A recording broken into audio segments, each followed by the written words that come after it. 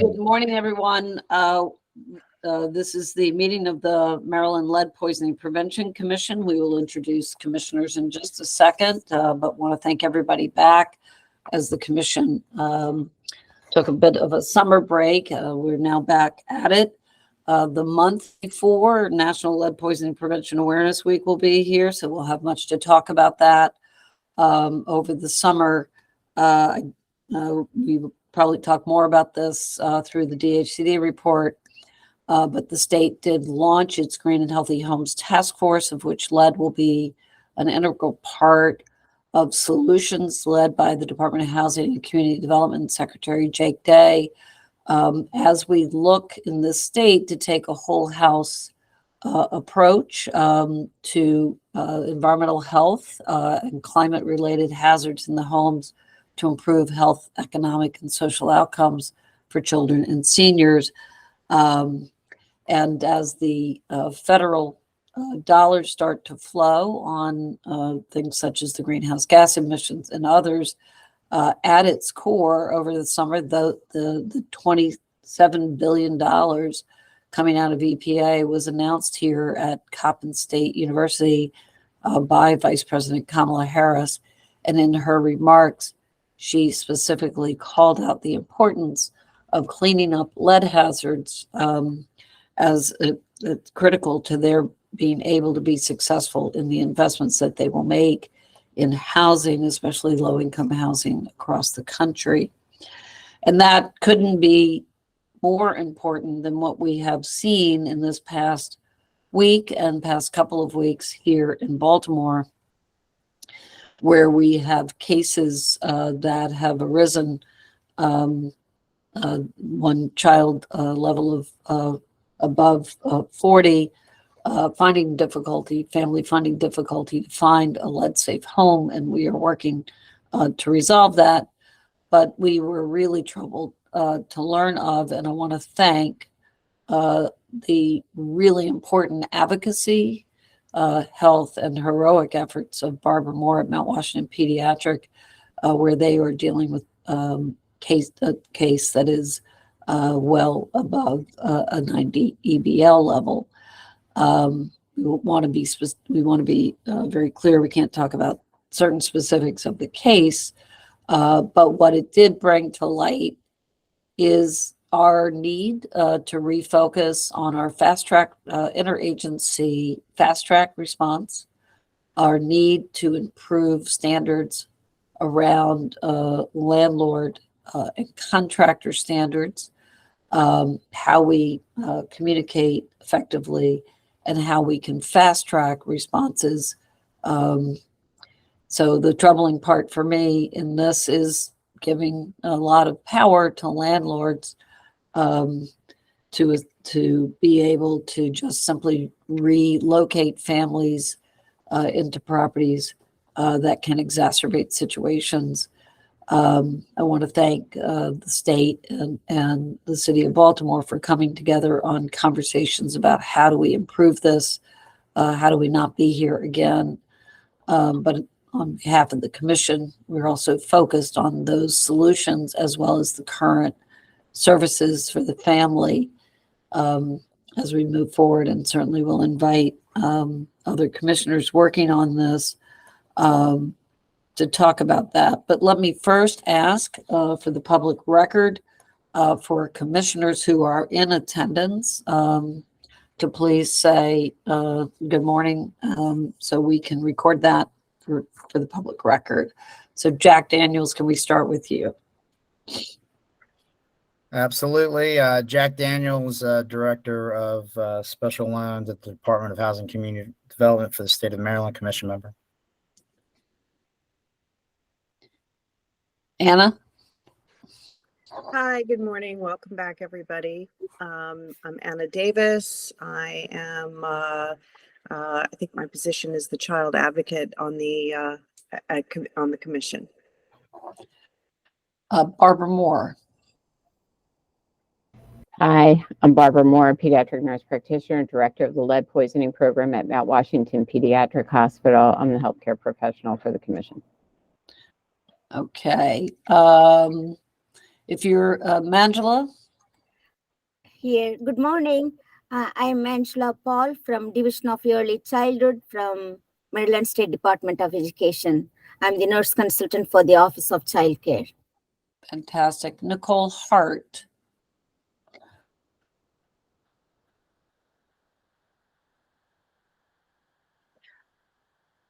Nicole, can you hear us? I don't know that Nicole has been confirmed as a commission member Okay, as of got yet. it. Well, that's a good point. Thank you very much.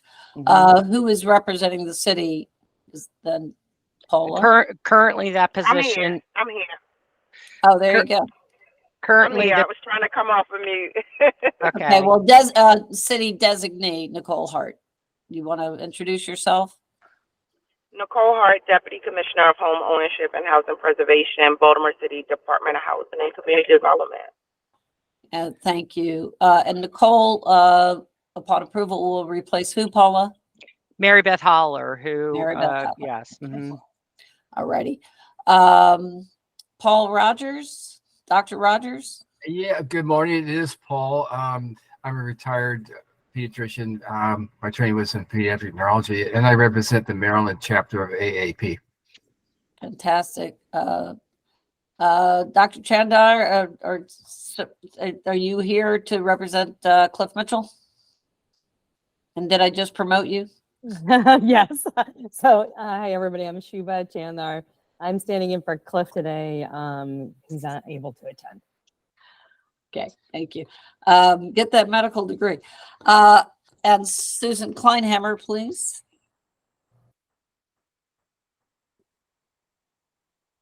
I thought I saw Sue earlier.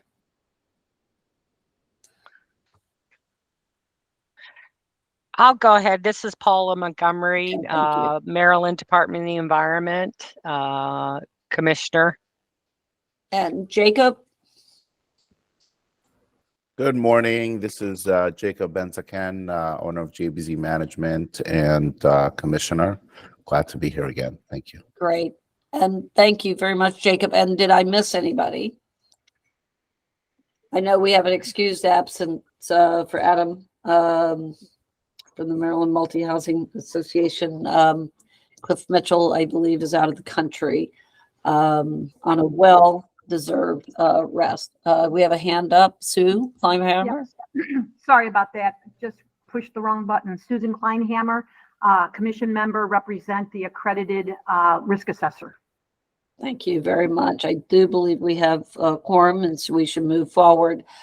I want to see if we can pull up here Shubha Chandar from the Maryland Department of Health, who's going to give us some public health updates, tracking updates from Maryland Department of Health.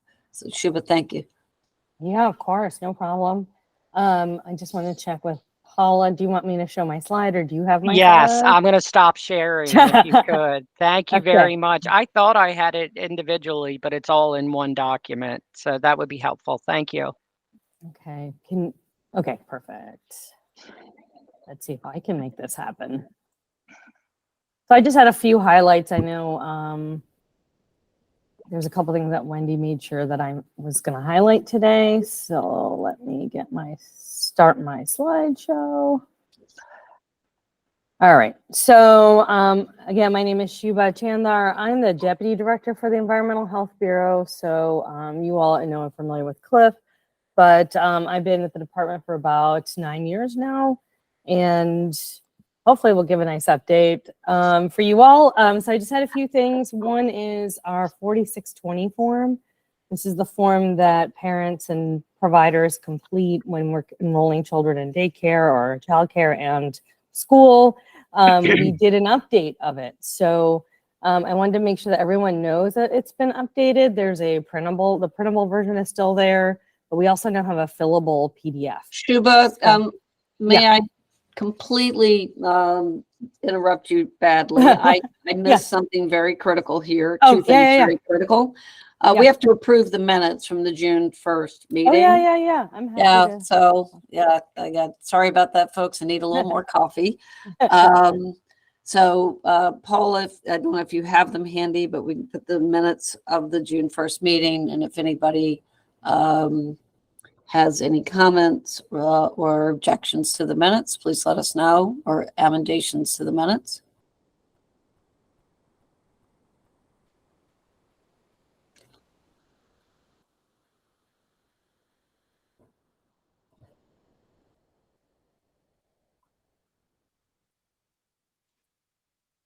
I'm going to pull them up right now. I'm just, Okay.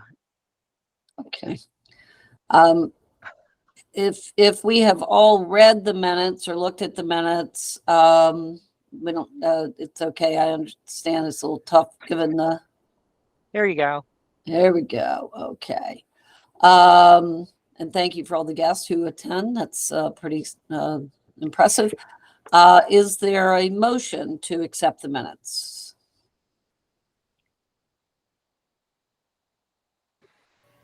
Motion to approve the minutes. Thank you, Anna. A second, please. Second. Okay, thank you. All in favor of accepting the minutes as presented? Aye. Aye. Aye. Any opposed? Okay. Thank you, Shuba. The other item I need to do is, Paula, on the agenda, we talk about Secretary Day and Fudge potentially being at the next meeting. We do not have a date for either. Invitations have gone out. We have not heard back. I do think that Secretary Day is not available on that date, and we are working on one. So we'd like to make sure that in the minutes for this meeting going forward, that that's struck from the agenda. Shuba. Sorry. Apologies, friend. Please, and No now we can go worries. back at it with better vigor on the MDH. Good work. Thank you. I don't know. I want to make sure you do all of the required steps Yeah, you need to do. So no problem at all. Job performance is important. All right. So let's see if I still sharing my screen. Okay, great. So so I was just going to give a couple highlights from the Department of Health. And we had talked about briefly, I started talking about the 4620. I put the links in the slide. I'm hoping that they work in the handout that's attached to the agenda. But I also put in the full URL. So if you need to look for it, you can find it. But there's a printable version, and then there's one that we made as a fillable PDF. We're trying to make it easier for people to like type in the parts they want to type in, fill in as much as they can electronically in this day and age if we can do that. We also have, so both those forms, Jason, are online. So they're electronic. And if you, we did get a request, I think, for translating into Spanish. So we're looking into how we can do that and keep the fillable feature. And I'm hoping we'll have that out soon, but we're exploring that. I think if this group has some suggestions for languages that you think would be really important, if we're going to do the Spanish version, you know, if there's other versions that you think it's just used so often in other languages, let me know or let Cliff know, and we can see if we can explore how to get that done. And then as far as them being mobile friendly, I haven't tried them on my device to give you personal experience from it. If anyone else has tried them or has tried them while we're talking, that would be great to let me know if they work. The fillable one works on your phones. I think those were all the questions I saw coming from Jacob and Jason. Okay, so let me know. But if we can do that, but I know that we're not always mobile forward. We're not always thinking about the mobile version when we're thinking about a PDF, but we'll try our best. The other thing I wanted to make sure we shared, if Cliff hasn't mentioned before, we've had this grant from CDC called Environmental Public Health Tracking.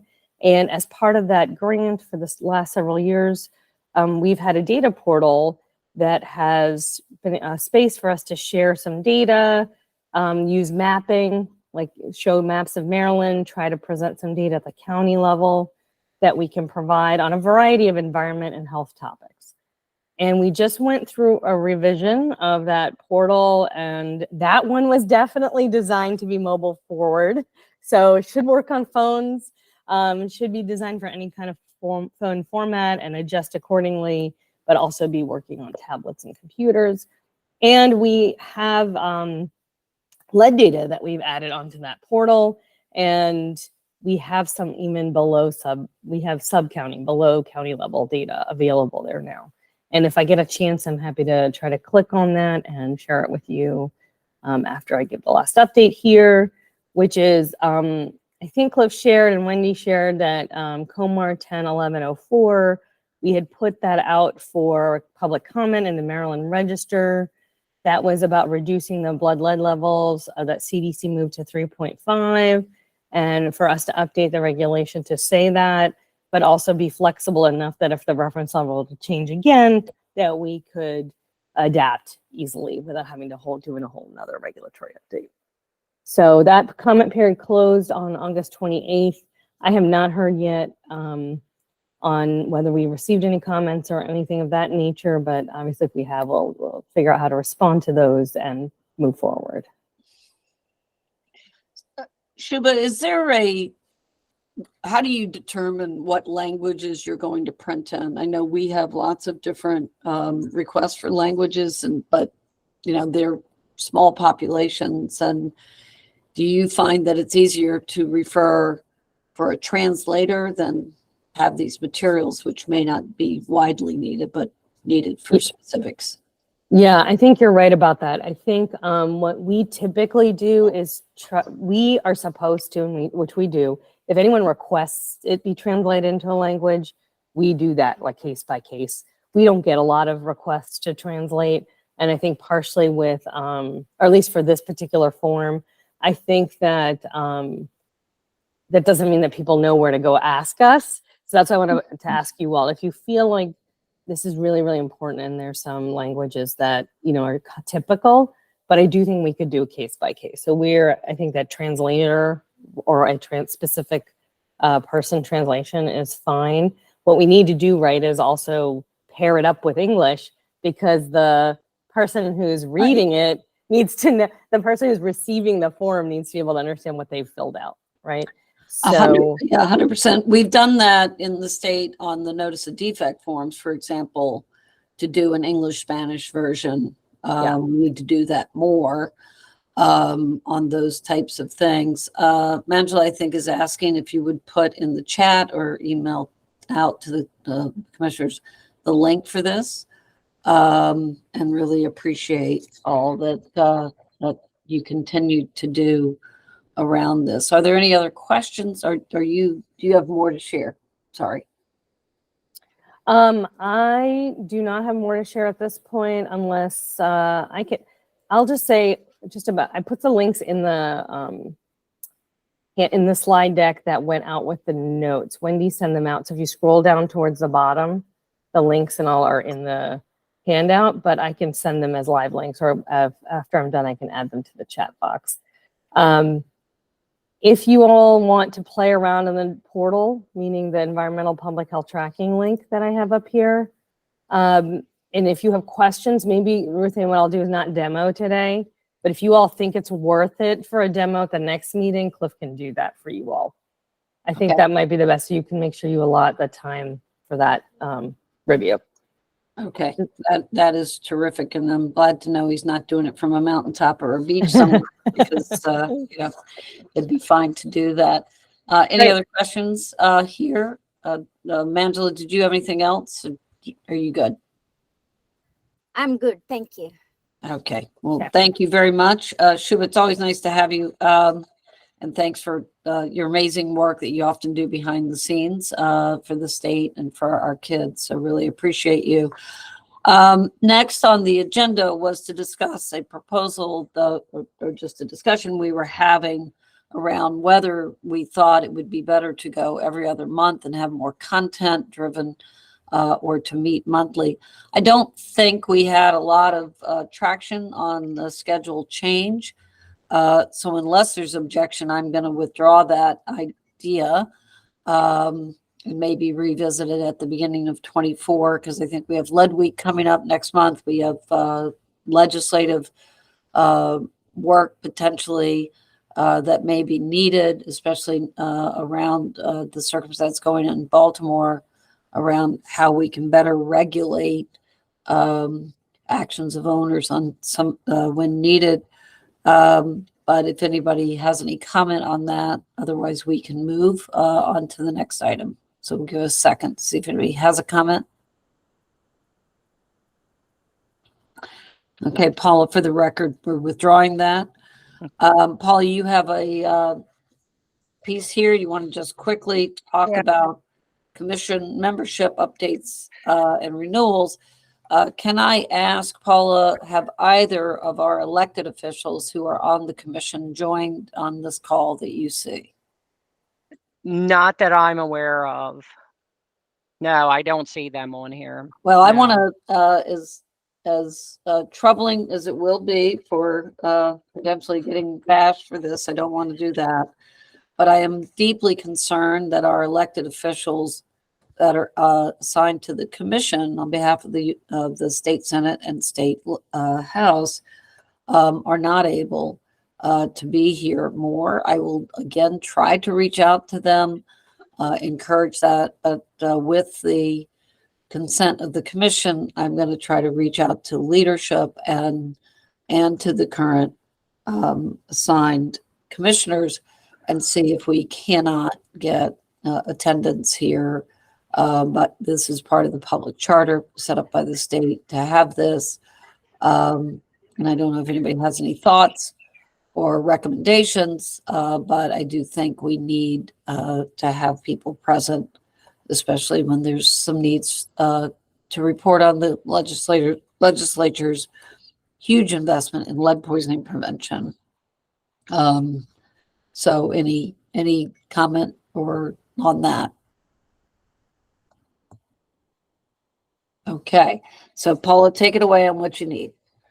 Okay, this is just a reminder that, and you all have this information. I don't want to single anybody out, but everyone that's highlighted in yellow needs to submit the applications for renewal for being a member of the commission. So if you've already done that and you haven't heard anything, can you just, when you do it, could you just let Wendy know that you've done it? She would greatly appreciate it. So that's all I have on that. So we have a couple of really important openings here. Parent, again, I'm going to ask that we work together on that for those of us who are working with parents. While I thought I was a representative of a child health group, we will make some efforts, double of those efforts on that effort there. I'll be reaching out to some folks to try to get that forwarded to the governor in the next year. Adam is in what position? He's a owners of rental property built before 50. I do think if we can ask the Maryland Multi-Housing Association or DHCD or others here to help us think about owners built after 1949. I know we continue to run into issues in post 1950 post and further properties that still have lead issues. Paula, if you don't mind, if you would email that as an individual document to the attendees here seeking this. And thank you, Jacob. I think this is important. I would like to have in the next, see if we get the nominees in, I will work with Secretary Edwards to see how much we can fast track, and Secretary McGowan, how we can fast track approval. And representative local government, that is that the city position? Yes. Okay, so that is in the process of being filled. Is that right? Nicole I'm Hart? not exactly sure. Ms. Hart, have you submitted an application for the city position? Do you need that application? Yes, we submitted. Okay, all right. So we're just gonna, like I said, if you've submitted your application or your renewal, can you just let Wendy know? Because that way she can follow up with Gabrielle on the status of the applications.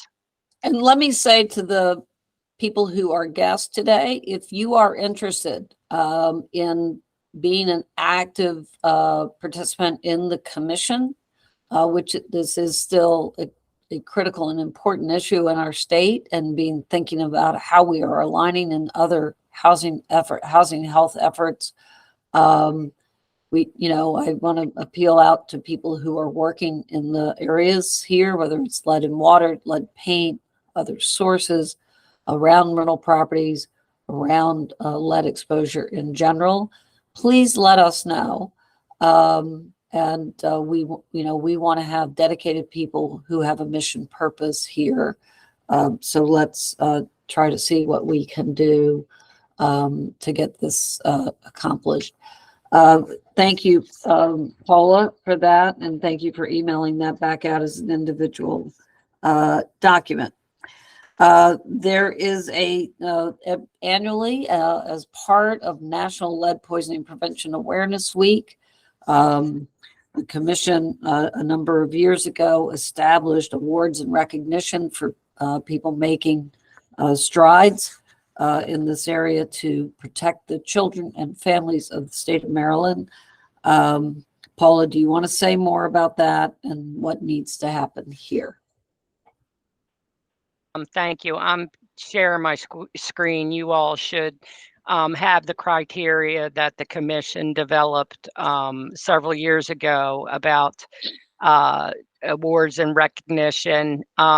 So what we have found works is that we, meaning Wendy, develops a sort of Google platform recommendations for consideration for candidates in these specific areas that are identified under the categories: local health department, excellence in screening, lead poisoning prevention, child care providers, excellence in lead poisoning prevention efforts, outreach, healthcare practitioners, high lead screening rates, excellence in lead poisoning, and then public, anyone, business, individuals, agencies that support the efforts to eliminate lead poisoning.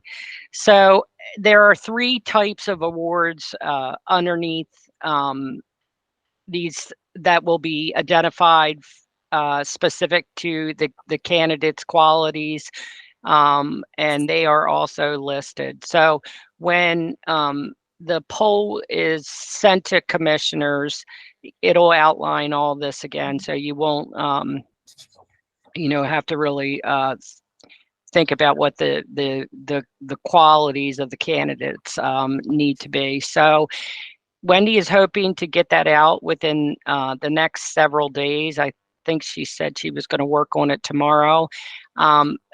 Mind you, it's important that we do this because I feel like it is important to recognize the excellence of a lot of the people that we work with. So there is a timeline established. So it would be appreciated if you got your votes and recommendations, your recommendations for candidates in before the 15th, provided that she gets it out in a timely manner. And then we'll announce the award and recognitions at the next meeting. If that, is too robust of a goal, then we may move it to November, but the push is to get it all completed and awards made before the 5th of October. Thank you. Thank you, Paula. Just ask that people give really sincere thought to this, even if it is a fast timeline. I think it's important, if we are going to do this within Children's Environmental Health Month. Our summer hiatus causes us a little bit of fast track on this, which we can think about for future years. But that it's important to lift up the good works of people and thank them for their good work. So thank you, MDE, for doing that and being thoughtful about that. Could I please turn this over, Jonathan, to your compliance and enforcement updates and work here? And I do want to, again, think about, any thought that the commission has. I'm going to ask us to think about how we also have the department have the tools and ability to make sure that we are really well vetting things that they're responsible for, which are approving contractors. And I will update over the summer. Sue Kleinhammer and myself and others had conversations around what's the role of MHIC or the tie to MHIC here, or how do we look at, Jonathan, enforcement efforts in the midst of things that happen? Do you love to understand how does a contractor lose their license for non-performance, or owners lose their ability on units to advertise them as being in compliance when there's outdated certificates, and what the department's doing on that? So that's a tee up to say thank you for being here and for presenting to us. Sure, of course. Good morning, esteemed commission members and distinguished guests. For those that are new to this meeting, just wanted to kind of briefly explain why I'm presenting today. Annually, we report the enforcement and compliance numbers, and this is eventually published in Maryland Department of Environment's report, MDE's report, which is available online. This is actually a page that I created. It has our numbers for this fiscal year, which hasn't been published yet. It's in the far right column, and then last year's reported numbers are in the fiscal year 2022 column. And I created this form so that we could all kind of compare the 2 years and kind of see the trends that we're seeing. First off, I think, as many of you know, and I know that the accredited community knows this, that we've been slowly rolling in the LRCA database. It's the lead accreditation database, and that is this here. Let me actually pull it up. And what this does is it provides tenants the opportunity to look for certificates online, and it also has a PDF document. So if you ended up entering in a property, you could essentially, I wanted to show you some examples.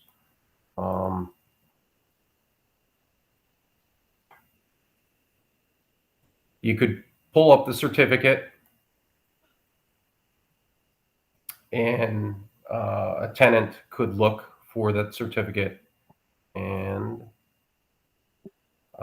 it would present itself here. If a property owner that's out on the street, they hand a tenant one of these certificates, it should have a watermark of the MDE logo, and it also has a QR code. And if you want, you can actually take out your phone right now and scan that QR code, and it should go to our website, and it should reference the subject property that you're referencing. So it helps with the ability to thwart the efforts of, and I know we've had issues with these individuals before in the past, issuing fraudulent certificates. So that helps with any of those issues. So that is available to tenants outside. So the website, and I can provide that in the chat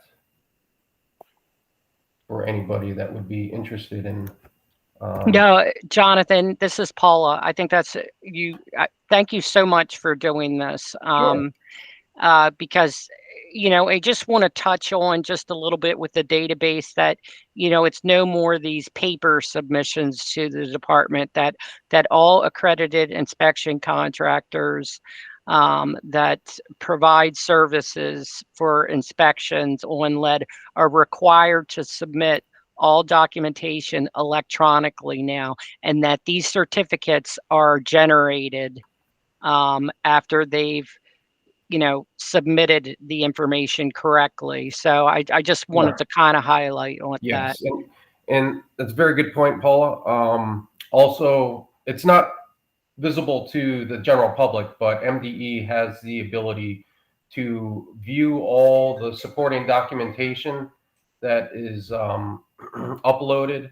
It provides us with like on-the-minute access to the scientific evidence or the supporting lab documentation in the reports that are submitted. It also helps vet some of the issues that we had seen with inspectors sending it to a paper form to State Use Industries, which is the Women's Penitentiary for data entry. As you can imagine, reading a paper form, we obviously can have a difficulty reading someone's handwriting, but this is all keyed in. It's linked through OLRR, which is on our online rental registration database. And also the accreditation process is all now online. We had a lot of individuals that would omit certain required fields, but as you can imagine with a electronic website database, those are required fields, so they cannot proceed. And so that has eliminated a lot of manual effort on our part and has made the accreditation process. And I've spoken to Kevin Stanley, who's on the call here, but he is the division chief for accreditation and oversight. And what had been a 2 to 3 full-time employee process has been eliminated and pretty much is like a half-time full-time employee. So it's eliminated some of those issues, and then also it has minimized the contract through MCE to do the manual data entry for Maryland Correctional Enterprises. So those are some of the things that we have been working on over the past few years, and so kudos to DoIT and Sarah Gore, who's our third-party vendor, and then the internal staff here at MDE. It's been a long process. I know it's been a lot of headaches, but and also the third-party accredited community, the training providers. It's been a hassle for them to get acquainted with the system, and also the contractors and inspectors. It's been a work in progress, and we continue to update those. So that's a major component of what we've been doing. It's enabled us to get a lot of things done and eliminate a lot of administrative overhead, and also ensure that the certificates are valid. They have the proper forms and accreditations, and that it eliminates the possibility of having fraudulent certificates out there. So it's and if anybody wants like a individual walkthrough, I'll kind of walk you through some of the things. Jonathan, a couple of questions, if I may. Sure. It does look like you've had an uptick in enforcements from 22 to 23, seems significant. Is that a result of things kind of going south in the field, or that you have more capacity? Okay, so I was going to go over each one of these items here.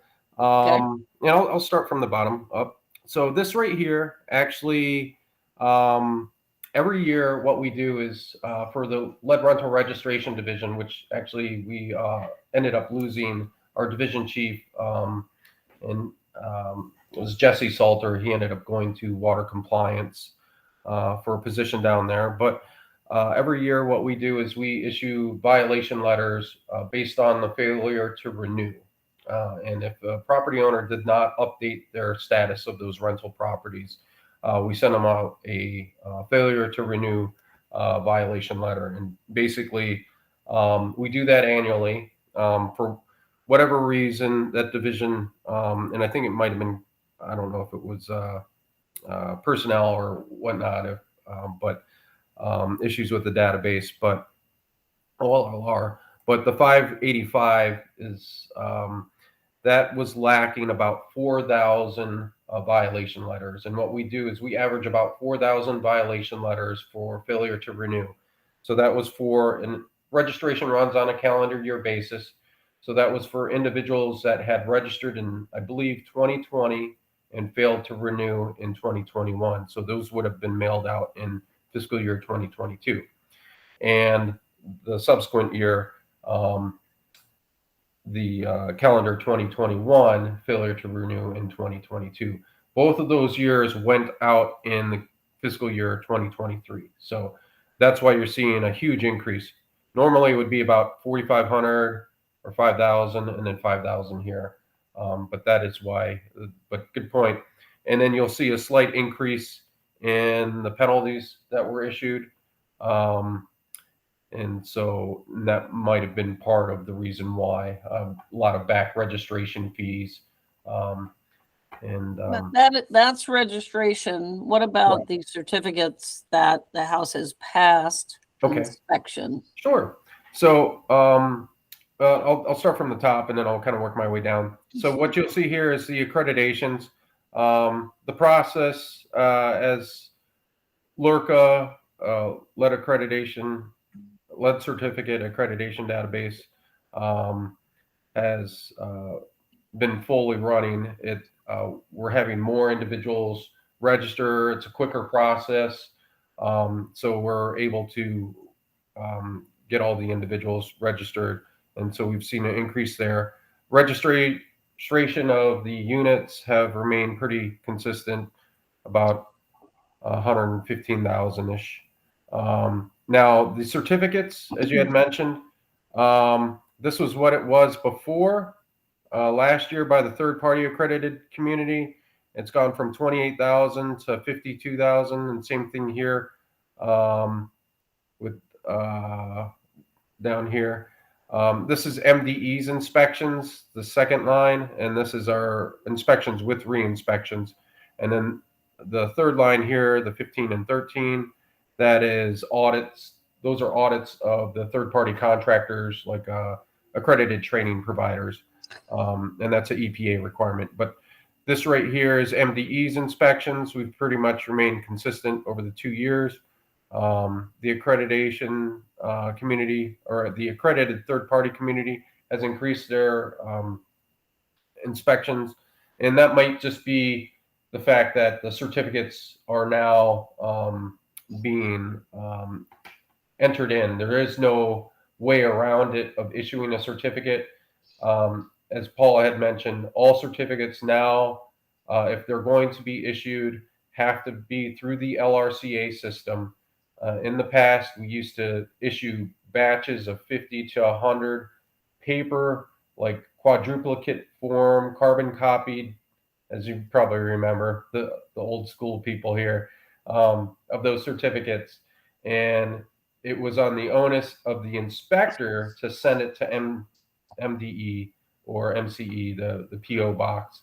And then we awaited the manual data entry. So we had a process to do a QA/QC, an inventory control sheet, and we had to chase after inspectors to send us those forms. And so as you can see, there may have been some certificates, and I know for a fact in my enforcement cases in the past, a lot of owners have certificates which weren't in our database. But this provides us the ability to perform oversight on those certificates and in the inspectors that are issuing them. And that would be, of course, under Kevin Stanley's division. We've also, as you see down here, we've done a lot of cleaning of our old enforcement cases. We're still working on some reporting mechanisms in the database. I see Camille's got her hand up. Yep. Camille? Just quickly, I want to make sure I heard you correctly, and I may have to get this in writing. No one, because I do remember when there were certificates that you could write and there would be a carbon copy. Should all of those be turned back into you? Because I know of a few people that still have those. So in case we run across those folk, I want to make sure we're all singing from the same hymnal, for lack of a better way to put that.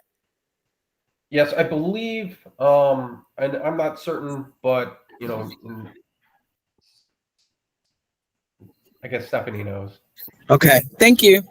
Stephanie? Yes. A notice went out to the regulated community a long time ago, telling them when MDE would no longer be accepting paper certificates and forms. So yes, they should turn those back in. Perfect. John, thank you. Thank you, Stephanie. Yeah, go ahead. You're looking at this data, right? Now that you're getting much more sort of electronic about your processes, right? And in light of the discussions that we had yesterday on these extraordinary high cases, what is it that you all are going to be looking at here as goals or metrics of the contribution of this important work in prevention, which is the goal and mission of the department, of this commission? Do you foresee any need for support for changes to make the enforcement earlier, more effective, more preventive, rather than kind of just being a clearinghouse for self-report or for the follow-up inspections? And I don't know if you said to the folks here what triggers MDE to go into an inspection versus other, because I think that's always an important piece. But I would be curious to know sort of what MDE is thinking about in terms of continual improvement toward prevention here. Certainly. I think having the ability to run these 24-hour notification reports, being kind of that greeter as you walk into a department store, just to make sure that they know that we're there. I think that is something that, Kevin Stanley has expressed that his return to that is something that we used to do a long time ago, but showing that the newly accredited inspectors that MDE is there, we are looking at these certificates. If we have chronic violators that are issuing certificates that may not pass the muster, that we are issuing violation letters to them, NOVPs, notice of violations with penalties, and we will go after them and suspend them or even revoke their license to issue certificates. And I know that Kevin has a few cases that he's currently investigating. And they've also had this huge case with TTI, work practice issues at the television tower. So they've been very involved recently. It's a change of leadership in that side of the lead poisoning prevention program. And, he's adapting very well, and give kudos to Kevin and, Dr. Banks and Shanika, who's, I think was introduced last commission meeting, but they're having a significant impact on that side of the flip side of the coin to enforcement. With regards to my division, we have 9 accredited risk assessors. Annually, we average approximately 450 environmental investigations. We've been helping Baltimore City conduct their environmental investigations on the cases that are 10 or greater. So we've had that, but we also, as everybody knows, House Bill 1110 requires us to conduct environmental investigations on CDC's blood lead reference value of 3.5, which will go in effect on January 1st, 2023. We anticipate that we'll probably have 3 additional risk assessors by the end of the year. Hopefully they can help with some of the environmental investigations. And those are, and Camille can speak on, attest to this, that it does take a considerable amount of time to develop those reports, read the lab reports and lab analysis, and type up recommendations to the family. So it will hamper our ability to enforce failure to comply with Environment Article 6 Subtitle 8.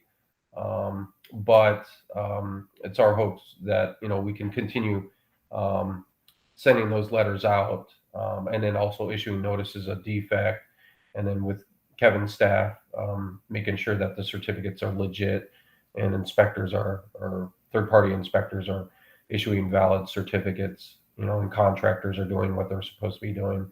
You know, we'll continue in this effort to lower the incidence of lead poisoning in Maryland. As you know, I have great concern that we continue to have a way to vet contractors, vet owners. It is true, I believe, you can confirm this for me, that as a citizen, an advocate, or a renter, I wouldn't be able to go on MDE's site, though, and pull by owner all of their registrations as a single report. Is that correct? Yeah, so an owner's portfolio is only open to individuals that have access to that, and that'd be Maryland state employees. If a rental property owner has a list of properties that they are offering for rent, and then a prospective tenant can go to our website, and there are links on our webpage to check the registration status and to check the certificate status as shown with the LRCA database. But also, you know, they have but only by unit, not correct. not as a. Well, I'm sorry. Please let me finish, then Paula will happily call on you. But not as a portfolio where I could pull an owner and say they have 600 properties that they registered 3 years ago with MDE. This year, only 530 are registered, or something to that effect. That is currently not public information in that aggregate. Is that correct? That's correct. Yeah, just doing that, asking that for the record. Paula, yes, ma'am. Just to kind of piggyback on, we are not legally allowed to disclose. It's what we're bound by statute. 100%. To not legal disclose of the inventory of an owner's affected properties. However, you know, when MDE's lead program does do their enforcement actions, it's a global enforcement action. So we don't just look at individual properties when we're bringing cases against property owners. I just wanted to clarify. Yeah, that. I think MDE has some history of doing some very good enforcement that brings all properties up to code and beyond when there is an enforcement action, no doubt. Love to see that happen consistently, and I'm sure and hopeful it does. My point is that just for the public's information, that right now MDE cannot provide that level of transparency for what you see in your lens. A community organization who may be having a problem with an owner who wants to look at sort of what they may know, for example, as to the number of units that a owner may be controlling in their community. They can't go and compare that to a global list from MDE, and the same on STAT, and just wanted to raise that for public education That is not the fault of MDE to not be able to provide that, because that's the way the legislature currently has it set up. And something that can always remain to be looked at. Sue Kleinheimer. Thank you, Ruth Ann. And I'm not sure this, Jonathan, this is actually a question for you, but maybe another side of the Maryland Department of the Environment. When a parent gets a notice of an elevated blood level child, what information on the process that is going to subsequently follow, what information are they given? Because as a risk assessor, I've gotten multiple calls from parents who have gotten notices of elevated blood levels, and they're in despair because they really don't know what's next. So I don't know whose department that is, but I was wondering if the letter that is sent to these parents actually details out the next steps. Thank you. Fred Banks, are you trying to answer this question? Yes, ma'am. Yeah. So How are you this morning, Fred? Good, good. How about you? Thank you for your good work. Yeah. So Sue, the notification letter, one has the elevated blood level. It also notifies the parent that someone from MDE will call to schedule environmental investigation. That same notification is also sent to the jurisdiction that case management will follow up with them to handle some of the social services referrals, to get retested, things like that. And there's also information on things they could do in the meantime to kind of begin the remediation process through EPA. So there's some suggestions on how to, get dust out of your home and things like that. And so it's sort of, just the beginning of the process. Is not meant to overwhelm the parent, but just to let them know that they'll be contacted by an MDE inspector and also a case manager from the county that they reside in. Thank you. I appreciate that, Fred. Okay. Other questions for anyone? Paul Rogers. Thank you, Ruth Ann. I had one for Jonathan. We had sort of a discussion previously. Is there a mechanism for the providers in Maryland to get copies of the environmental assessment on their patients? Yeah, so once an environmental investigation is complete, they can contact MDE either through Lead Health and Surveillance or the Lead Compliance Division. With the LRCA database, we've made an internal policy that all the information get uploaded into our enforcement module. That's only to be viewed by MDE employees. There had been some discussion possibly getting the county's access to it, but that has to go through some other means. Obviously that has to be a work order. But if they do contact MDE, we will send them a copy of those, the nurses or pediatricians, in addition to the families. But we do send out the environmental investigation report with a synopsis, and then also include some of the lab data as well. So that is available. So if you do have a specific location or site that you're inquiring about, feel free to reach out to us, and we will provide that to you. Fantastic. Paula, we have one more question, then I think we're going to move on. Jonathan, unless you have other things to present. No, I'm good. Thank you. Okay. Paula?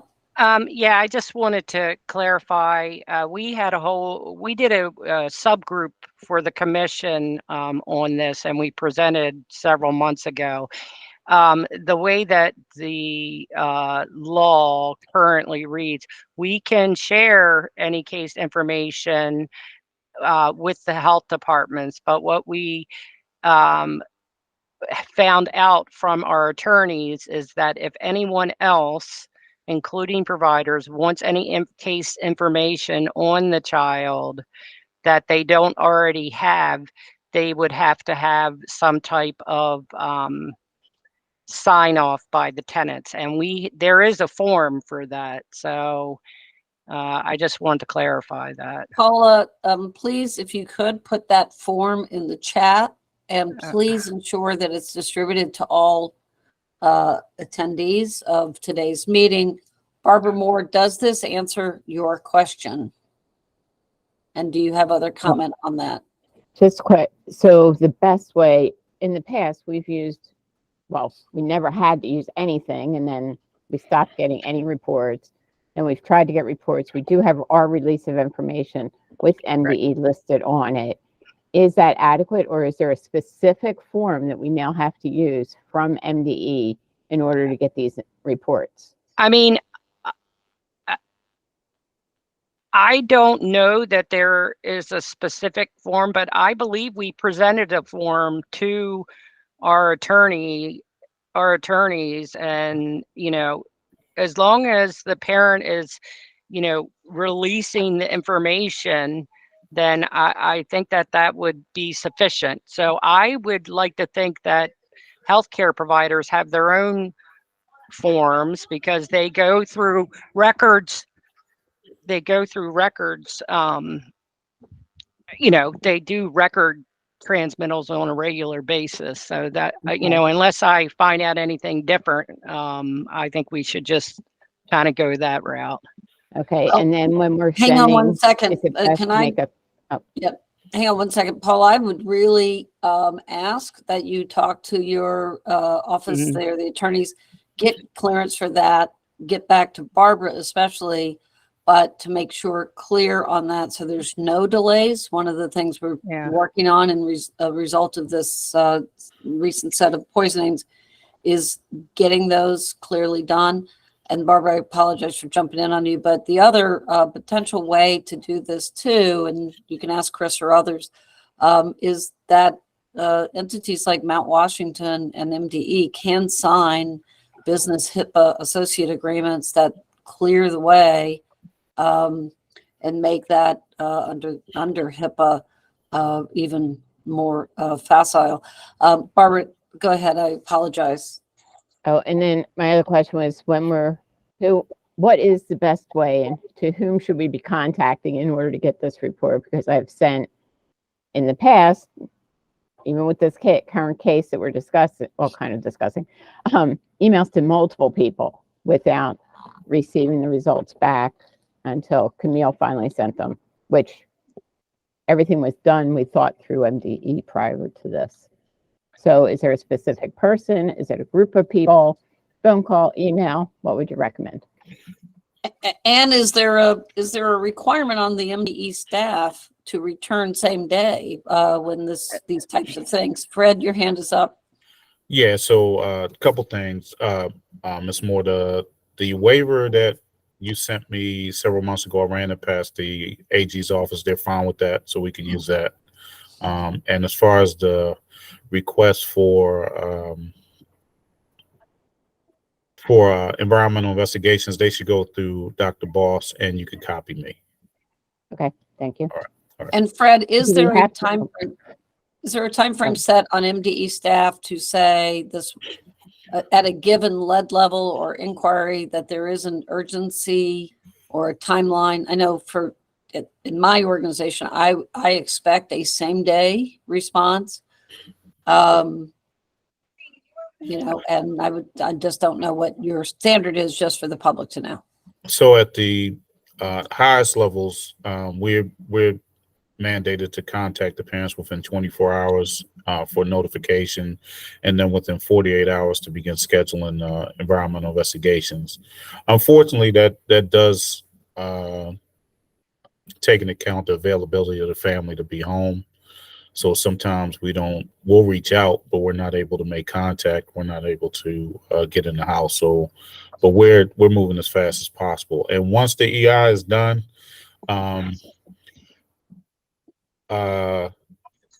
you know, we can notify you guys, but they are sort of, you know, it's sort of difficult to know which ones that you're looking for. But, you know, as soon as, if they're done, as soon as the request comes in, we'll send it right out.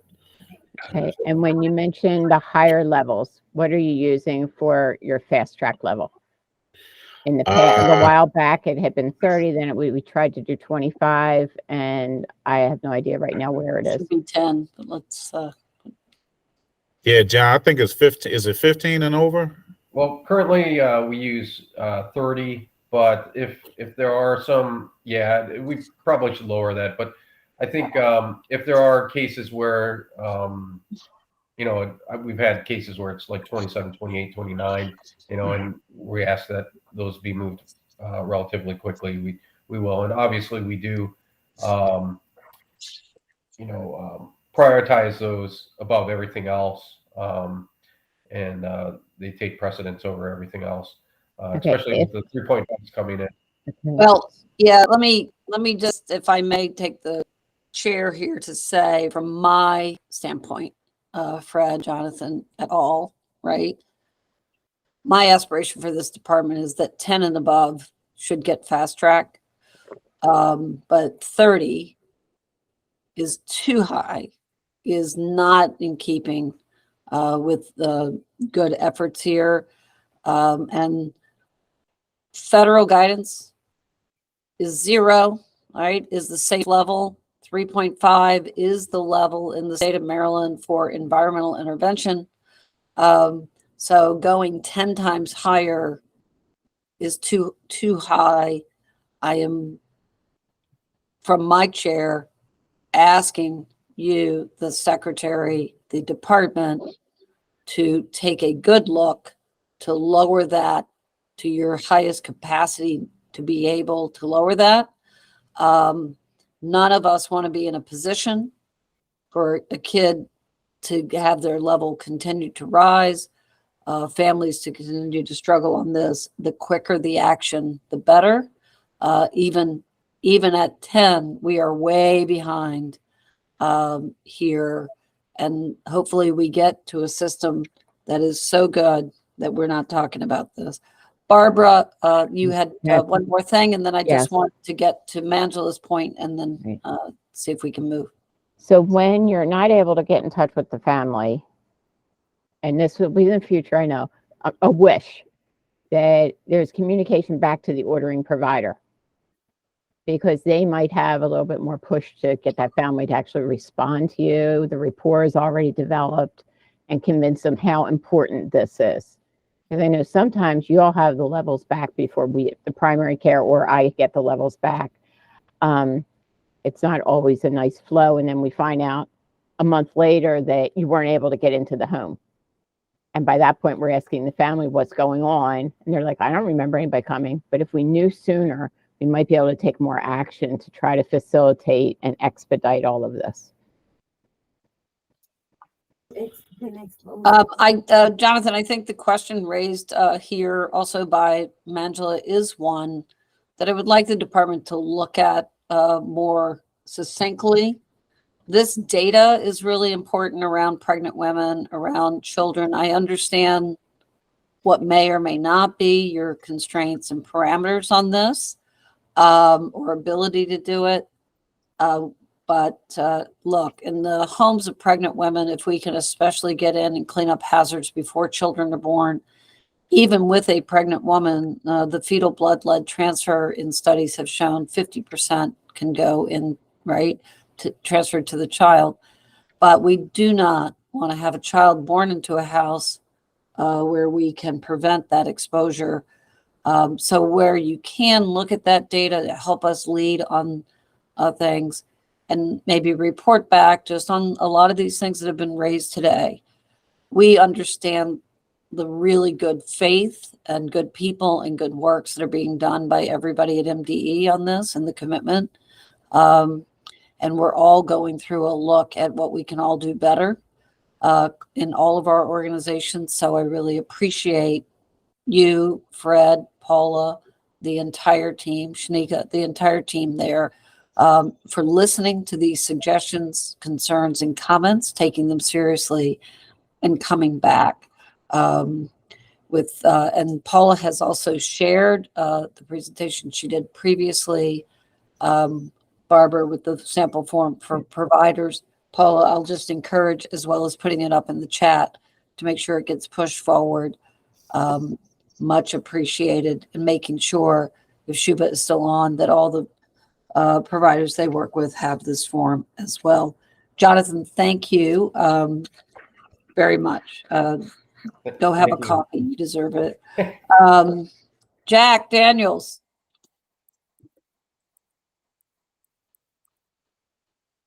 I am here. How are you all? Thank you for updating us pretty tightly and succinctly on the efforts you've made to expand the resources at DHCD to address the issue of lead.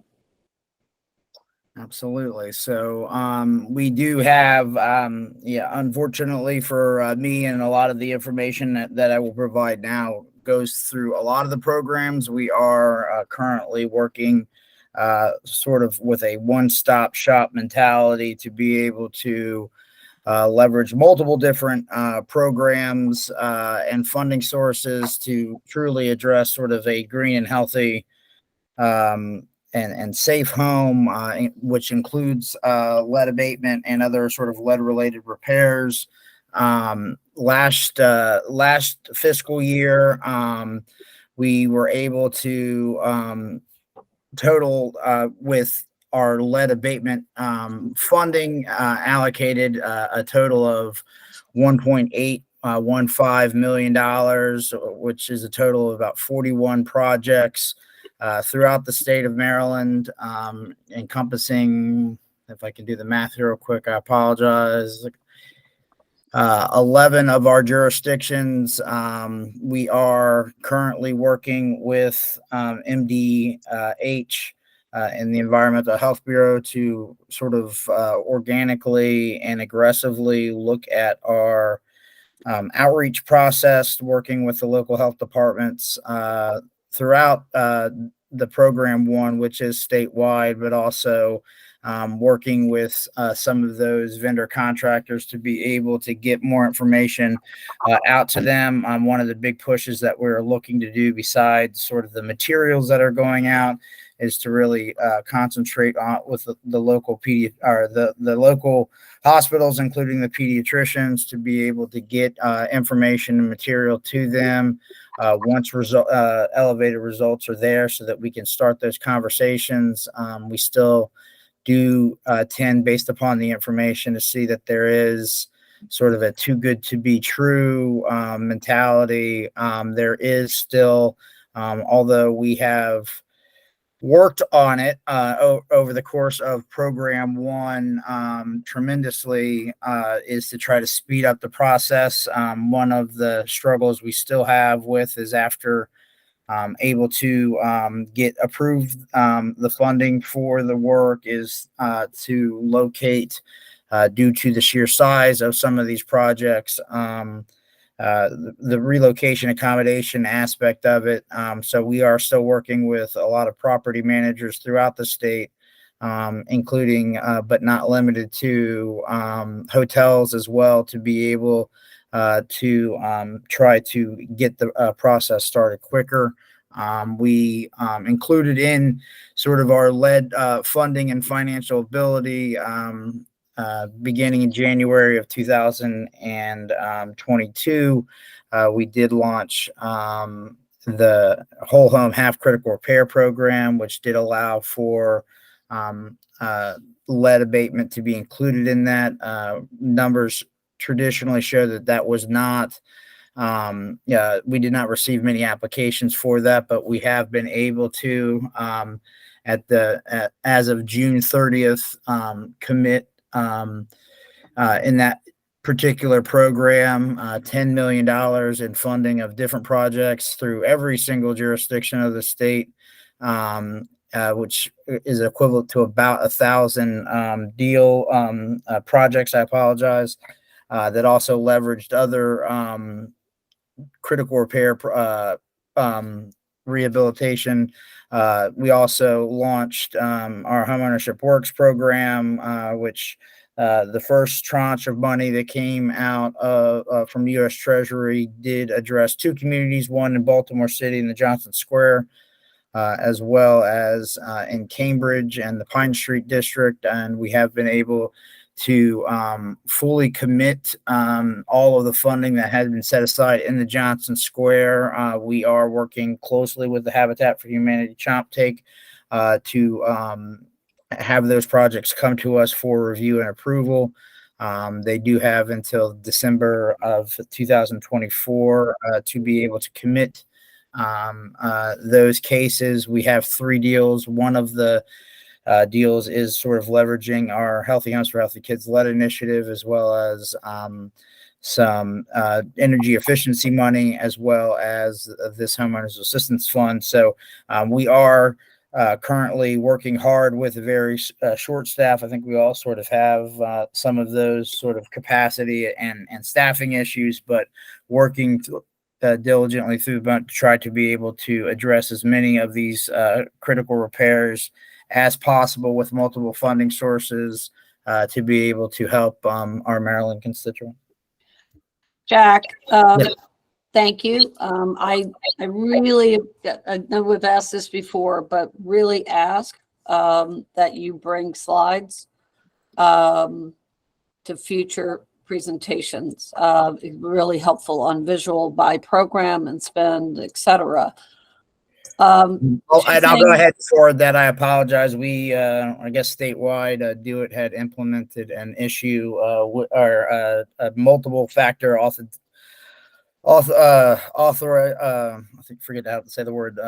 Authentication. There you go. And we've been having some internal issues with the Maryland DHCD, although had what we thought were solving it, did not. So I do actually have it. I'm taking the numbers off of that. I will forward it off to the commission members, and I apologize because of our technical issues. I was trying to get that over to everybody, including Wendy, on Tuesday evening. So I apologize about that. Thank you. No worries. And understood. We have a couple of questions, and Camille has her hand up, but I have a question that may relate to what Barbara is. As you know, we have some high-level cases that we are needing to respond to and help on a very fast-track basis, including where we're trying to locate housing that may or may not need to have issues cleaned up to a level of lead-free because of the medical issues involved at such high levels. How quickly, how fast can you work in situations like this with your Healthy Homes, Healthy Children's program? It sounds like you may be able to be more flexible and quicker than others. I have put in a formal recommendation to the state as of last night that there must be a way to establish a quick strike fund, not only in Baltimore, but in the state when there are issues to respond to quickly. So Barbara's question on timeline to application. And if you have obstacles around case management for relocation, I'd love to unpack that with you and help the state think through that solution. But let me start there and then go to Camille and then back to Barbara. So on sort of immediate cases, ever since the beginning of the Healthy Homes for Healthy Kid initiative, we have, as long as the information is being able to provide to us so that we could do the basic review for eligibility, we jump on that sort of immediately. We do currently still have a stable of, I guess, contractors that, depending upon location, can pretty much get out to them the very next day, including our 2 staffed certified lead inspectors who will review scope of work. So I could get Ed and Mike out there pretty immediately. We do need an application. So at that point, besides looking at eligibility and what would need to be done, we also obviously can't address a scope of work without knowing exactly in the property where the lead is. So we would have to order a rush through, to have that, unless that particular environmental report had already been completed by another agency or the family. So if we can get that information quickly, we can try to deploy our troops in almost immediate fashion. Once we can get the scope, review that scope, make sure that it's addressed. It's as pulling a sort of an emergency quick call of the members of our committee to grant approval. And then once we have approval, we would work directly with the family to sign sort of the docs that allow us to set aside the funds. I do believe sort of across the state, a lot of our DFA and comptrollers are having some capacity issues, but we would address that knowing the importance of to try to get that as clear as possible. So at least the money in the project we know is approved and ready to be able to do the work. And then kind of piggybacking part of your second question is still, 99% of the time, the projects are significant, especially when they're talking about higher levels of, that Barbara is talking about, especially on the specific case. So traditionally, the house is the main source of poisoning, and there's a significant amount of it for us to do the proper abatement. So we would have to relocate them.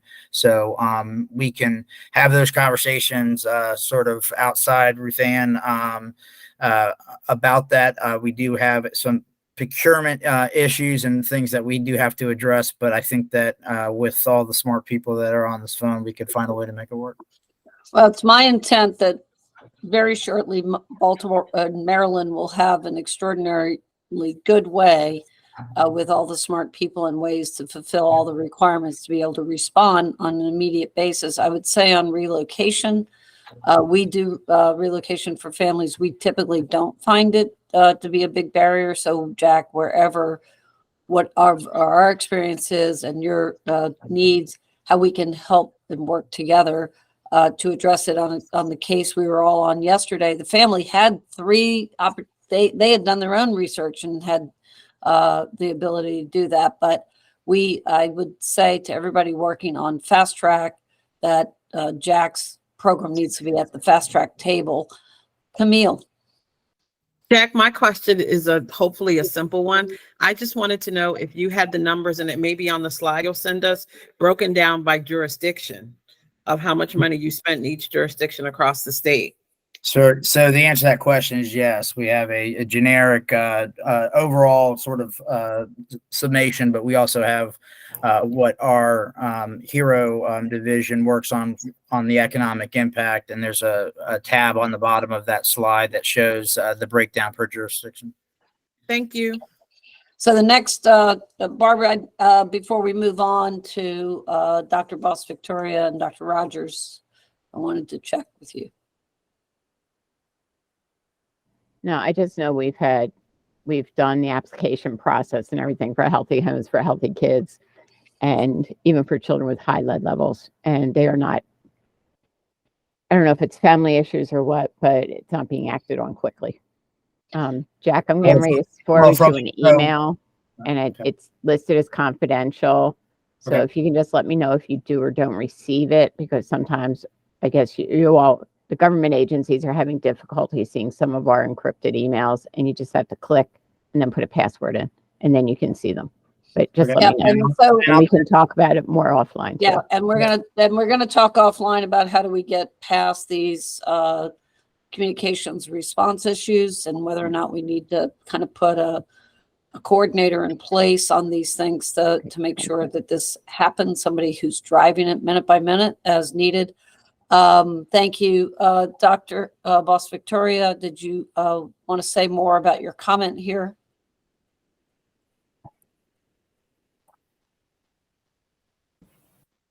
Good morning. Most definitely, in speaking to a direct issue regarding our ability to reach out to the essentials, which is the provider and the family. The child cannot speak for himself. We must be able to make contact with the guardians. Our issue has been a continuing one. However, it has become more profound in that when the labs are receiving the results, what they are sending back to us for processing in order to move the case forward is the missing information that is required by regulations. Very specifically, the guardian is an essential data set point. It allows us to begin those actions, especially when the child is in jeopardy. Yes, we're still trying to help the providers to understand the new guidelines, the new reference levels, the fact that we have to have the retesting in order to give confirmation values. However, when we do not receive the information that specifically relates to how we communicate with a family, which is the guardian, and the guardian's contact information, it delays the process significantly. If I cannot provide a complete address, and that includes directions, because in most of our areas, there is no street that has no directions, meaning west, east, north, or south. These are very specific elements to being able to keep the communications flowing between the department as well as with the provider, and most essentially with the family. So until we can give a little more effort to the education of our healthcare partners in regard to the why it is regulations for the essential information that is required for processing and entering a case into the registry, we keep running into the same issues. I personally think it is related to education. Most definitely, it is not a problem at Mount Washington because complete information is always a part of that goal.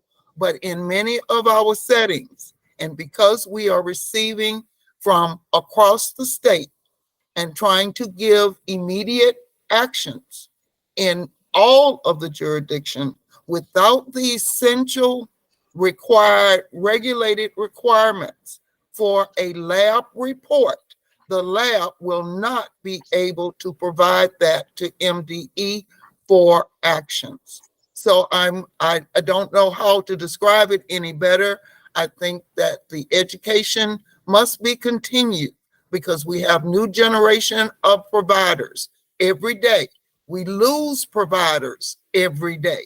And it has been a tremendous change and fluctuation with mid-level practitioners to our primary care practitioners. I know there was efforts earlier last year for a training program. We did provide that information to the providers that was involved with the project, but I think we have to give it a greater scope. We have to be able to try to let it be based in partnerships. I know we're talking about forums. However, we must look for the most expedited manner to get this education to our lowest point of communication, which is in the doctor's offices, with their office managers, those individuals that are giving the client that lab slip to take to a lab, regardless of the lab. We work with both commercial as well as labs in rural areas that do not have IT capacity or support.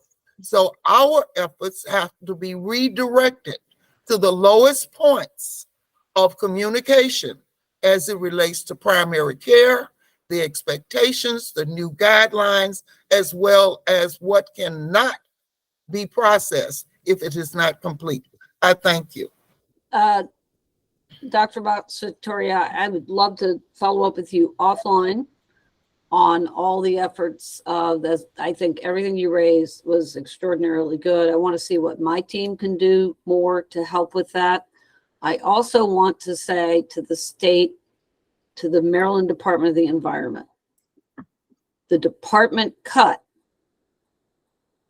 out the public education program, the legal services program, and additional work in the community for funding for that a number of years back, has not brought it back. It is really critical. It is in the codified section of the original law, HB 760, that the department do that. I am hopeful that the current secretary will respond to the cuts made under the previous administration, whether for whatever reason they were made, to having that ability to build the capacity for exactly what you are seeking, to do that engagement for you and with you, whoever is that, and whatever conduits that the state chooses, having that funding out to do that, to link also these different agencies and programs together and give the support to organizations like Mount Washington Pediatric, who do an extraordinary job, but their job starts after the fact. We've got to change that, and what you raise so many good issues. Dr. Rogers, you had made a comment here. Yes, certainly a very important discussion, and maybe, I don't know if you can help set something up, Ruth Ann, for Dr. Mitchell obviously needs to get involved. Dr. Boss Victoria needs to get involved, and me from MD AAP in terms of how to reach the providers across the state. Is there some way we could set up maybe a Zoom meeting offline? I think we can do that. And then, much like we do in our asthma summit, we need to do a lead summit with healthcare providers across the state. I also think that this is something that not only Cliff Mitchell and Shuba and others, and Candace, who I think I saw on here, would support. But I think Secretary Herrera would definitely agree with this. And I think this is so critical to have all these linkages. So there's no question about how do providers get to these things early. How do we get in and keep moving this ball to, so we will commit to reach out and see what we can do on the convening and on the case management education that Marina raised here, certainly. And thank you. Your question on, is there a specific phone number and email a provider can use to access the EI of their patients? And like a specific number to send out to pediatric providers. Was that directed to Jack? No specific, whoever can help out, but that probably should be part of that other discussion with the other leaders. Well, we'll definitely do that, but if everybody would note that. Camille, did you have a question? No, I just wanted to ask Paul offline, did he, and we'll do this in our, whatever the follow-up meeting is, what part of the environmental inspection report they need, so we can make it make sense to them, because it's a detailed report, and that if you've never read one before, you get lost in the weeds. So I just want to make sure, and we can have that discussion offline, what information would be most helpful. Good point. I certainly agree. Okay, we are moving now. Thank you. That we're moving to the next area there. And Jack, I hope you get your IT stuff worked out. We'll look forward to those slides. Jack, can I ask one question? Did you apply to the U.S. Department of Housing and Urban Development for lead money? Yes, we did. Okay, and how much did you apply for? $4 billion. Okay. All right, and just for future reference, the recent announcements for some jurisdictions were, have the announcements come out yet? Not yet, but I think they're supposed to be any day now if we were awarded or selected or not. So okay, hopefully we I get. noticed there was a recent round given out, and some of the jurisdictions got 5 to 7 million. I'll just be curious where we can help Maryland up its amount of money it's getting. Thank you for all the work you're doing. Okay, I have asked Catherine Lee to join to just give us a quick synopsis of the EPA rule changes that are happening on lead dust standards, and then to have any conversation on that, on how it impacts Maryland. Catherine, thank you for joining us. Thanks so much, Ruth Ann. It's great to join this group. I appreciate the invitation. I'm going to share my slides. You want to introduce yourself further? Absolutely. So I am Director of Client Services with Green and Healthy Homes Initiative. Been with GHHI for, next month will be my 9th anniversary, if you can believe that, Ruth Ann. So very glad to be a part of our national program teams and cover efforts to provide technical assistance support for communities outside of the state of Maryland to align lead hazard reduction services with other housing repair and intervention programs. So let me see if I can make these slides larger. There we go. So Ruth Ann asked me to join everyone today to talk about the proposed changes to the EPA dust lead hazard and dust lead clearance standards. We wanted to make sure that everyone had a good understanding of what the proposed changes are, and we're aware of the opportunities to comment on the proposed rule. So I will go through these and as quickly but thoroughly, and leave time for discussion as well. So to give a little bit of background, and for those of you who have been involved in lead hazard reduction programming in recent years, you may be thinking that this is familiar to you because the EPA has gone through recent updating processes in 2019 and 2021. So we'll talk a little bit about why they're doing another revision so close to the most recent ones. So EPA has issued a proposed rule to revise the pre-intervention dust lead hazard standards and the post-intervention dust lead clearance levels. This announcement came out in mid-July, and they are asking for those that are potentially impacted by these rule changes to review the proposed changes and offer comments if they're interested. And I think the comment period ends October 2nd. And we'll share those resources. So the overall purpose of the rule is to protect children's health by minimizing dust lead exposure. And again, these are recent updates. And the reason for that, for the updates so close to 2019, is that the EPA is for the lead dust lead hazard standards. The EPA is responding to a recent court case in 2021. The U.S. Court of Appeals for the Ninth Circuit issued an opinion requiring that the EPA consider only health factors for the dust lead hazard standards, and that is because there is no known blood lead level that has been found to be safe for children. So they need to make the updates, and we'll talk about the details of that on the next slide. The EPA is also considering the changes to the dust lead clearance level based on 3 factors. The first being the percentage of jobs able to clear at that level. The second is that there are other examples at state and local levels of a specific lower dust lead clearance level already being enforced. And also they are seeing changes in laboratory capabilities and capacity nationally to make the enforcement of the lower level feasible.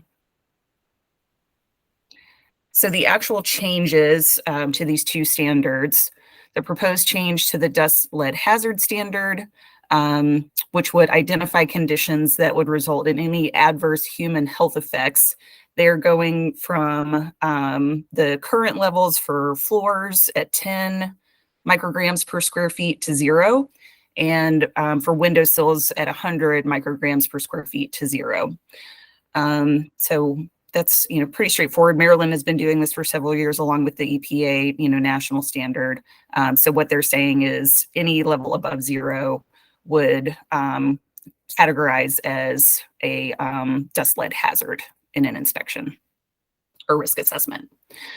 And the proposed changes to the dust lead clearance level that's done post lead hazard reduction or abatement activity would change and decrease from for floors 10 micrograms per square foot down to 3, for windowsills 100 micrograms per square foot down to 20, and for window wells and troughs, Maryland uses a lower standard currently than the EPA, but that's going to decrease.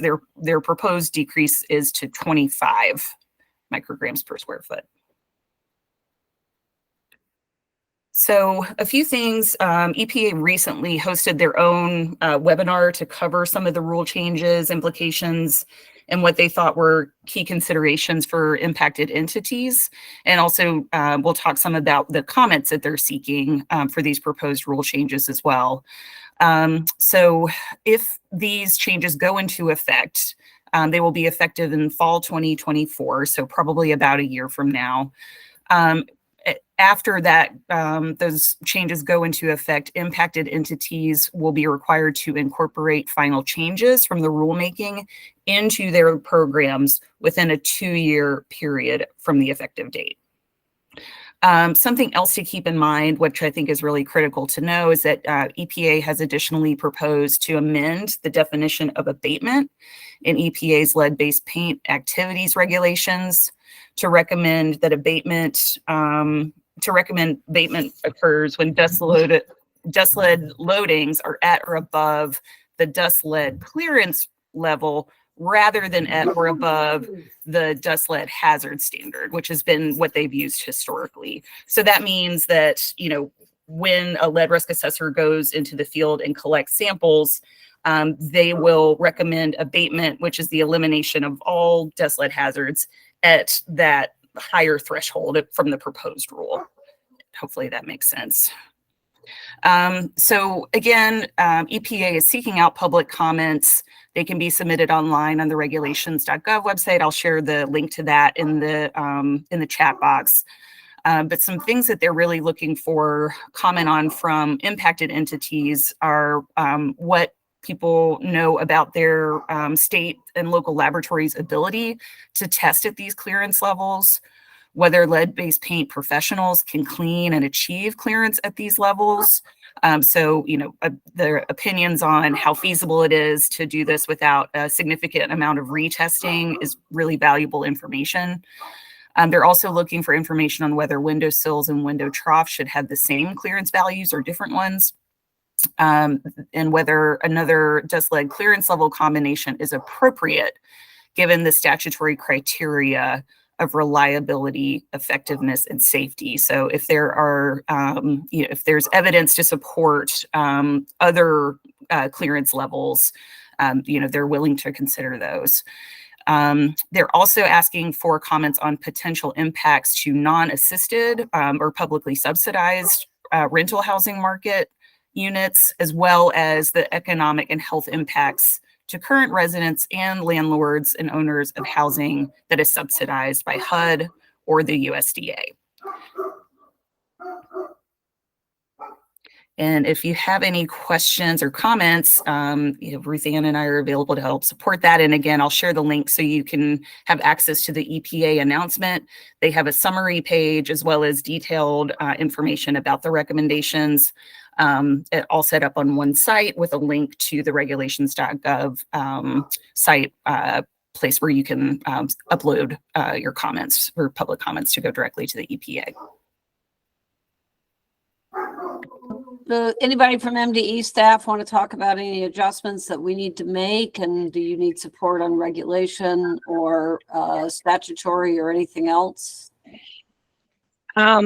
This is Paula. Thank you, Ruth Ann, and thank you for the presentation. Excellent job, Catherine. Thank you. Yes, we have formed a work group here at MDE with members of the commission, as well as the outside experts, including those that have access to laboratory analysis. And right now we're doing a sort of, we've done the review of the proposed rule changes, and then we're formulating some comments, substantive comments that we're going to be making to the EPA by the due date on October 2nd. And I do know that EPA is, they're looking for comments related to specific data analysis comments. So they're not looking for, yes, I agree with this, no, I don't agree with this. They're looking for impactful comments with data supporting that. So one of the things that we're looking at is how the current laboratory analysis that is with NLAP laboratories, whether or not that can even get to that detection limit. If not, what type of instrumentation will be needed. We're also looking at the impact on the number of affected properties. So those are the kinds of things that,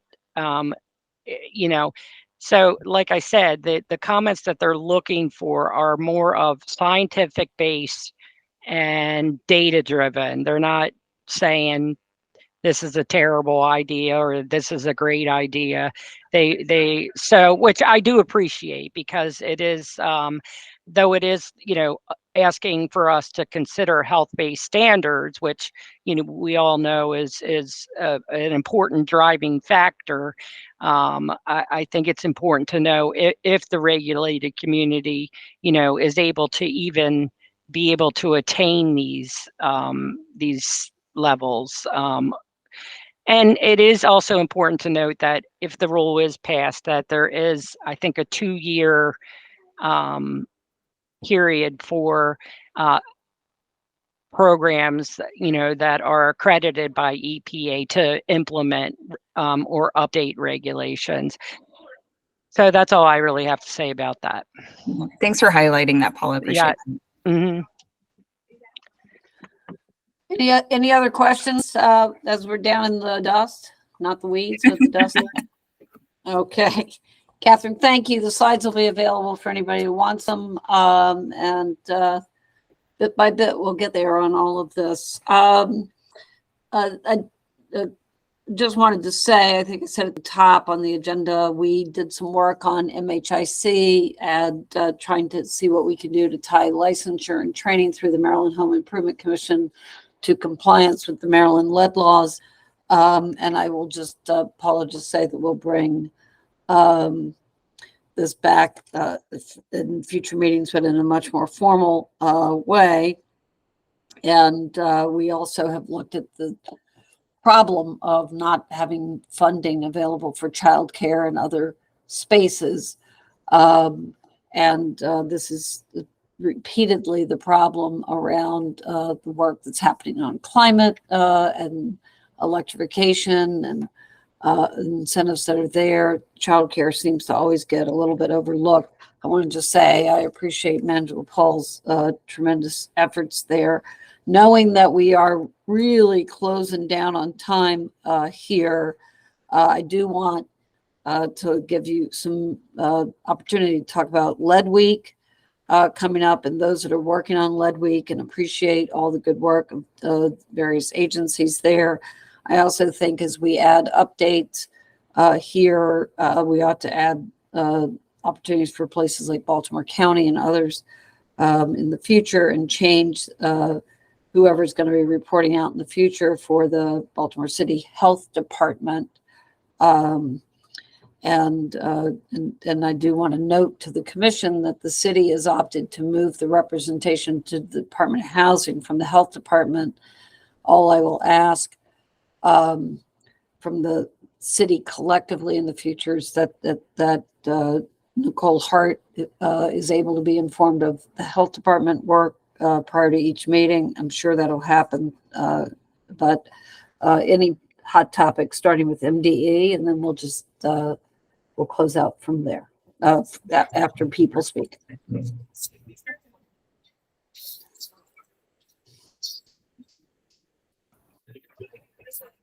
Paul, are you talking on MDE's efforts here? Yeah, I mean, I was just going to talk about the work group for the EPA, so we have nothing further. Great. Any efforts on Lead Week from the department? Oh, yes. I mean, we are on the biweekly meetings, sometimes biweekly, with GHHI and MDH, and we have developed a whole plan of action that we're going to be doing during Lead Week and coordinating with MDH and GHHI.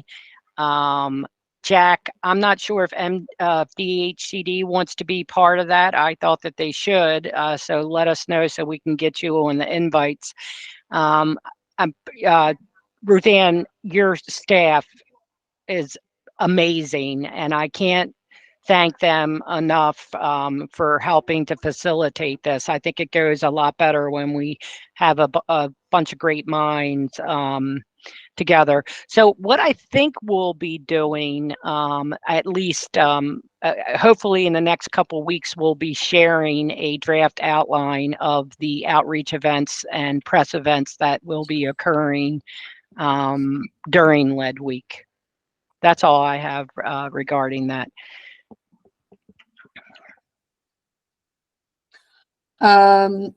Great. So let me just move to MDH. Candace, Shuba, anything you want to update? Yeah, I'm sure. Is Candace still on? Candace, do you want to share? I'm here. Yeah. Good morning, everyone. Good morning, Sam. Good morning, Candace. How's everyone doing today? Good morning to that cute kitty in the picture. So this morning we launched the registration for the Lead and Healthy Home workshop that we will have during Lead Week, which is October 25th. As Paula said, we are collaborating with your team and also MDE for Lead Week. We do have a press conference on Monday, which is the 23rd of October, and we're still working through the logistics of that. So yeah, the registration went out live today. Thanks. And we're also partnering with Baltimore City as well. I couldn't forget Camille. We're working on the agenda, and we will definitely circulate that. Jack, we did send the invitation out to you.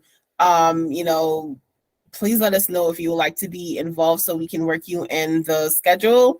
We haven't heard anything yet, but we'll definitely put you in somewhere because it's very important that we have you on board as well.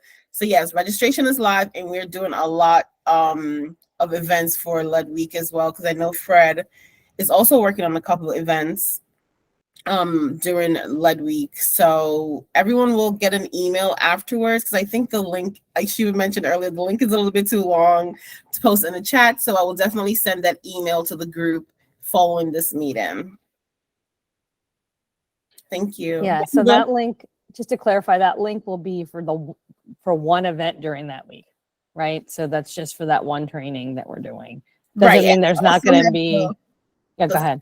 The flyer for the press conference, I can also circulate that in the email. But as Shuba said, the link would only be for the Lead and Healthy Home workshop on Wednesday, October 25th. And I think any press conference stuff is gonna, if you all worked with us for a long time, will all be at the last minute.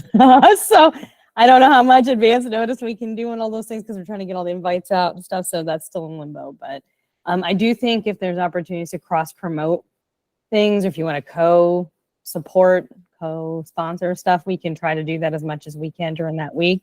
Let's do that. So I think that sharing with us would be great. Stuba, yeah, I'm sorry, I apologize.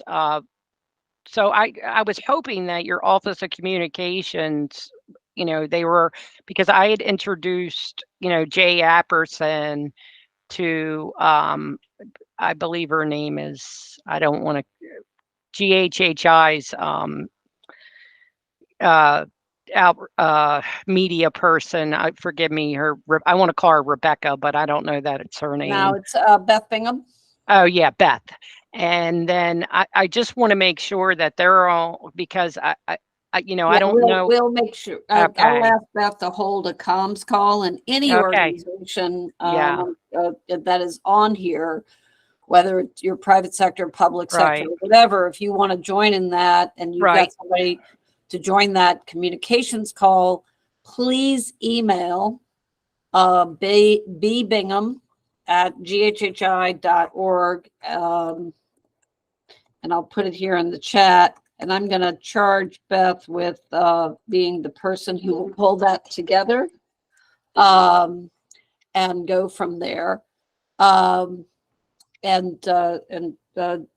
I know that Chevelle is out in an event, so she's not here to report out on what GHHI is doing. I will say last night renewed my faith in, as it always is good to do it, in community engagement. We held a town hall meeting on the climate report, that Pathways report, really excellent report that MDE has put out to get public engagement feedback for MDE. It was so uplifting to see the engagement of people. I was thinking about this as we lead into Lead Week.